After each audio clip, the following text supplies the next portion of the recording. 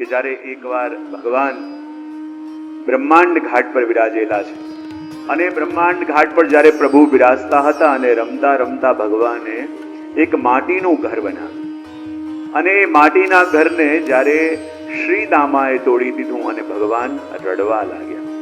અને જ્યારે ભગવાન રડવા લાગ્યા એ જ વખતે સામેથી દુર્વાસા મુનિ પસાર થયા અને દુર્વાસા મુનિએ જોયું કે બધા કહે છે કે આ તો જગતના સર્જન કરવા વાળા બ્રહ્મ છે અને જે ભગવાન પોતાનું માટીનું ઘર તૂટી ગયું છે, રડી રહ્યા છે અને બનાવી શકતા નથી, તો એ આ બ્રહ્માંડનું સર્જન કેવી રીતે કરતા હશે? અને એ પ્રશ્ન દુર્વાસા મુનિના મનમાં જાગ્યો અને પ્રભુ જાણી ગયા. અને જ્યાં દુર્વાસા મુનિએ બ્રહ્માંડ ઘાટ પર આવ્યા એમને એવો અનુભવ થયો કે ભગવાન આખું બ્રહ્માંડ ઘાટ ગળી રહ્યા છે.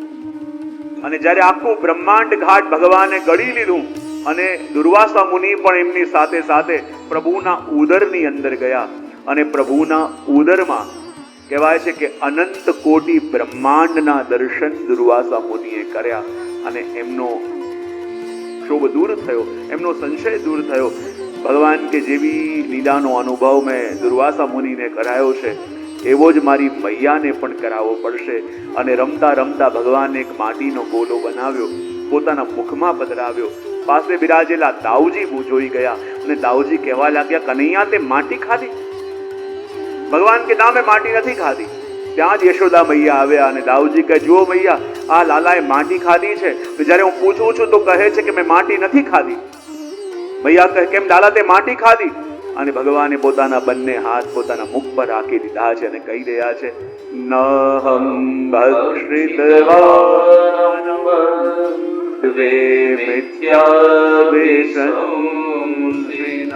ના, મેં માટી નથી ખાધી. બધા જુઠ્ઠું બોલે છે. અને જ્યાં ભગવાને એવું કહ્યું કે મેં માટી નથી ખાધી, બધા જુઠ્ઠું બોલે છે. અને એ વખતે મોટા મોટા ચિંતકો, મોટા મોટા જ્ઞાનીઓ ભગવાનની ઉપર આક્ષેપ કરે છે કે ભગવાન તો સત્યના સ્થાપન માટે જગતમાં આવ્યા છે અને ભગવાન જ જુઠ્ઠું બોલશે તો સત્યનું સ્થાપન કેવી રીતે થશે? ભગવાને તો માટી ખાધી છે. અને જ્યારે મૈયા પૂછે છે કે માટી ખાધી છે ને ભગવાન જુઠ્ઠું બોલ્યા કે માટી નથી ખાધી, તો આ જુઠ્ઠું કેમ બોલ્યા? તો આ વખતે મહાપ્રભુજી જાણે પ્રભુની વકીલાત કરતા હોય એવી રીતે કહે છે કે મારા પ્રભુએ કહ્યું કે માટી નથી ખાધી, તો ખરેખર મારા પ્રભુએ માટી નથી ખાધી. પણ બધા કે દાઉજીએ જોયું, બીજા સખાઓએ જોયું કે માટી લઈને મુખમાં પધરાવી છે. જ્યારે આ સાક્ષી છે તો પછી કેમ કહી શકાય કે પ્રભુએ માટી નથી ખાધી? ત્યારે મહાપ્રભુજી કહે છે કે પ્રભુએ માટી લઈને મુખમાં પધરાવી જરૂર છે પણ ખાધી નથી, ખવડાવી છે. ત્યારે કોઈ પણ કહે મુખમાં માટી પધરાવી એ તો ખાધી કહેવાય, ખવડાવી ન કહેવાય. તો યદિ પ્રભુએ પોતાના મુખમાં માટી પધરાવી તો ખવડાવી કોને? તો મહાપ્રભુજી કહે છે કે જ્યારે પૂતના ભગવાન પાસે આવી તો ભગવાન પાસે આવતા પહેલા પૂતનાએ 16,000 બાળકોના પ્રાણ લીધા. કેટલા? અને 16,000 બાળકોના પ્રાણ પૂતનાના પ્રાણોની અંદર હતા. અને જ્યારે ભગવાને એ પૂતનાના પ્રાણોનું પાન કર્યું તો સાથે સાથે પેલા 16,000 બાળકોના પ્રાણ પણ ભગવાનની અંદર ગયા. અને અંદર રહેલા એ બાળકોના પ્રાણ પ્રભુને વિનંતી કરતા હતા કે હે પ્રભુ, આપના સ્વરૂપમાં સમાઈ ગયા પણ એ સુખ નથી મળતું જે આપની ચરણ રજમાં લોટીને મળતું હતું. એ કૃપા પ્રભુ આપ કરો કે આપની ચરણ રજ અમને મળે. અને એમનો મનોરથ પૂરો કરવા માટે પ્રભુએ એ રજ લઈને મુખમાં પધરાવી જરૂર છે પણ ખાધી નથી. એ 16,000 બાળકોના પ્રાણોને ખવડાવી છે. પણ મૈયા માનતી નથી અને કહે છે કે જો એવું જ હોય તે માટી નથી ખાધી, તારું મુખ ખોલીને બતાવ. ત્યારે ભગવાન કે મૈયા, હું તો તને સમજાવવાનો પ્રયત્ન કરું છું પણ યદિ તું માનવા તૈયાર ન હોય તો લે આ જો, એમ કહીને જ્યાં ભગવાને પોતાનું મુખ જોયું અને મૈયાને ચક્કર આવવા લાગ્યા. કારણ કે જેને પોતાનો લાલો માનતી હતી આજે એ પ્રભુના મુખારવિંદમાં યશોદા મૈયાને આખા બ્રહ્માંડના દર્શન થઈ ગયા. અને જ્યાં આખા બ્રહ્માંડના દર્શન થયા મૈયા પોતાને ચૂંટી ભરે છે કે મને આ ચિત્ત ભ્રમ થઈ રહ્યું છે, મને આ કોઈ દેવની માયા છે, આ શું છે? પણ જ્યારે મૈયાને ખબર પડી કે જેને હું મારો પુત્ર માનું છું એના મુખમાં આખું બ્રહ્માંડ દેખાય, એનો મતલબ એ કે એ તો સ્વયં ભગવાન છે. જો એ ભગવાન હોય તો મેં એને કેટલી વાર વળ્યું પણ છે, કેટલી વાર માખણ ખાવાની ના પણ પાડી છે. અને મૈયા થરથર કાંપવા લાગી, પ્રભુના ચરણોમાં પડી ગઈ કે હે પ્રભુ, મને ક્ષમા કરો, મારાથી અપરાધ થયો. અને જ્યાં મૈયા પ્રભુના ચરણોમાં પડી, પ્રભુને લાગ્યું આ તો થોડી ગડબડ થઈ ગઈ છે. જો એમને એમ ચાલશે તો આ મારી માં મટીને મારી ભક્ત બનશે. અને ભગવાન કહે કે મને પૂજવા વાળો કોઈ એકાદ ઓછો થઈ જાય મને ફરક ન પડે, પણ સ્નેહ કરવા વાળો ઓછો થાય તો મને ફરક પડે. ભગવાન કહે કે જો આ માં જ મારી માં મટી મારી ભક્ત બનશે તો હું મોડો આવીશ તો કોણ દ્વાર ઉપર બેસીને મારી પ્રતીક્ષા કરશે? મને નિંદર નહીં આવે ત્યારે કોણ મને વાર્તા સંભળાવશે? અને જ્યારે એ ચિંતા થઈ, ભગવાને વૈષ્ણવી માયાનું આવરણ વ્યાપ્ત કરી દીધું અને મૈયા ભૂલી ગઈ કે એને શું જોયું. એને લાગ્યું કે મને ખાલી ભ્રમ થયો છે અને કહેવા લાગી, ચલ કનૈયા બહુ મોડું થઈ ગયું. ભગવાન કે હવે બરાબર છે. અને ભગવાન પાછળ પાછળ ગયા. અને અહીંયા પરીક્ષિતને પણ લાગ્યું કે એવી તો કેવી કૃપા પ્રભુએ આ નંદ યશોદાની ઉપર કરી છે, એવો કયું તપ આ બંને કર્યું છે. ત્યારે દ્રોણ ધરાનો પ્રસંગ સંભળાયો કે જે દ્રોણ અને ધરાએ તપસ્યા કરી, પ્રભુ પ્રસન્ન થયા, માંગવાનું કહ્યું. ત્યારે બંને શું માંગ્યું કે પ્રભુ અમને બીજું કાંઈ ના જોઈએ, આપના જેવો પુત્ર જોઈએ. અને ભગવાન કે મારા જેવો તો આ દુનિયામાં મારા સિવાય કોઈ છે નહીં, મારા જેવો પુત્ર જોઈએ તો મારે જ આવવું પડશે.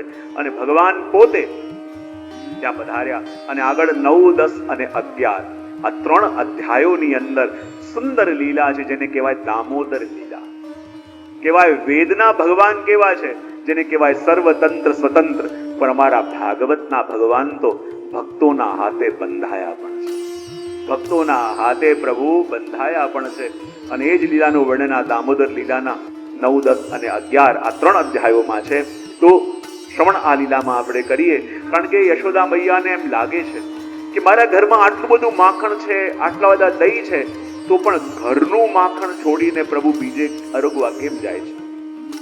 મૈયાએ ચિંતન કર્યું અને મૈયાને એમ લાગ્યું કે મારા ઘરમાં જે પણ માખણ બનાવે છે એ બધા સેવકો બનાવે છે અને કદાચ એમના હાથનું પ્રભુને ભાવતું નહીં હોય એટલે પ્રભુ બીજે પધારે છે.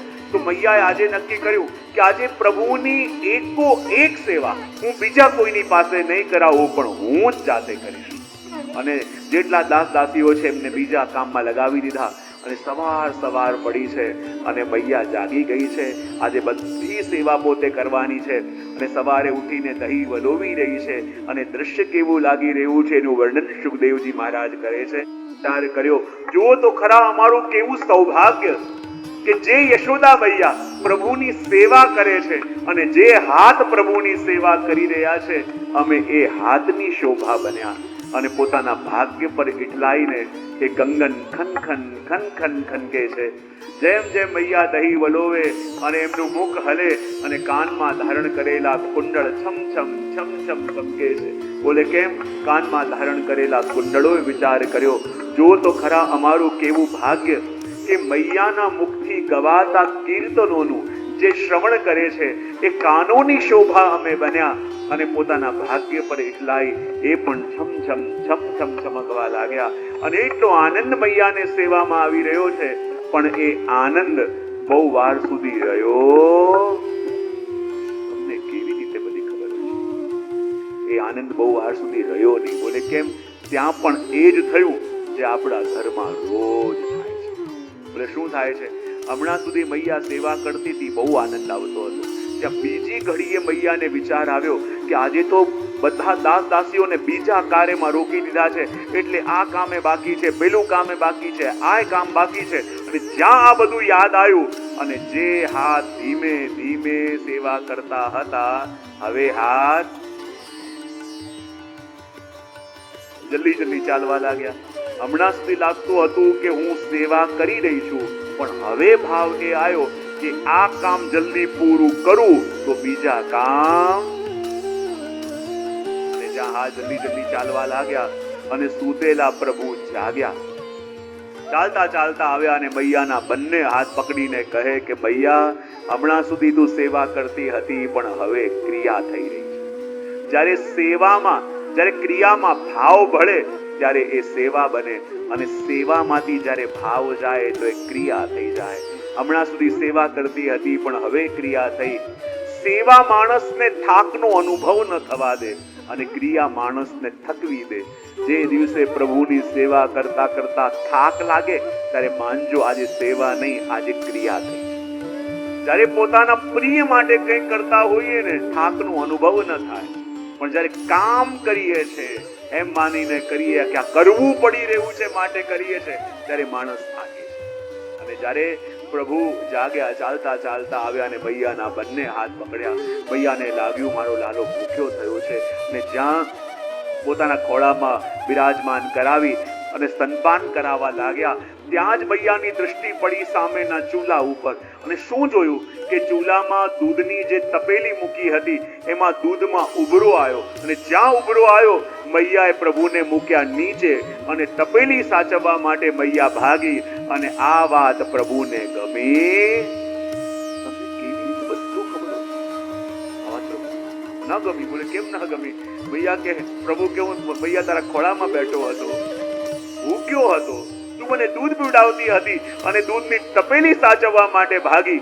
તો જો આ દૂધનો ઉભરો ખાલી નંદાલયમાં આવ્યો એવું નહીં, આપણા ઘરમાં પણ દૂધનો ઉભરો આવે છે. મહાપ્રભુજી કહે પ્રભુની સેવા કરતા કરતા પૂર્વમાં ભોગેલા ભોગોનું સ્મરણ થઈ આવે ત્યારે માનવાનું આપણા ઘરમાં પણ દૂધનો ઉભરો આવ્યો અને પ્રભુને મૂકી આપણે તપેલી સાચવવા.